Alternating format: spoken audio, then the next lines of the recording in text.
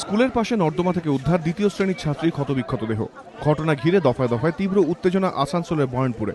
স্থানীয় বয়নপুর girls primary স্কুলের সামনে বিক্ষুব্ধ জনতাকে নিয়ন্ত্রণে আনতে লাঠিচার্জ করতে হয় পুলিশকে।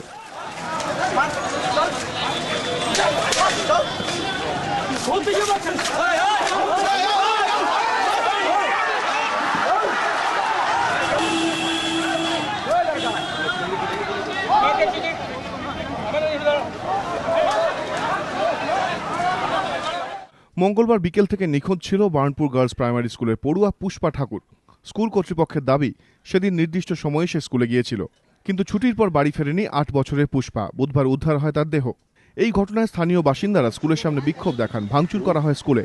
উত্তেজিত জনতাকে ছত্রভঙ্গ করতে লাঠিচার্জ করে হীরাপুর থানার পুলিশ।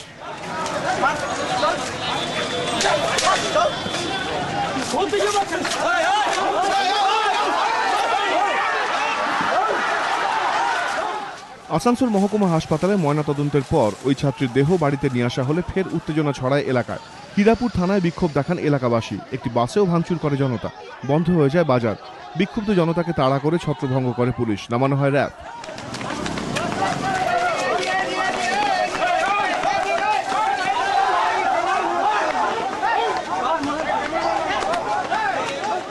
এই ঘটনার তদন্ত শুরু করেছে পুলিশ। পারিবারিক শত্রুতা বা পুরনো বিবাদের জেরে পুষ্পাকে খুন করা হয়েছে কিনা খতিয়ে দেখা হচ্ছে।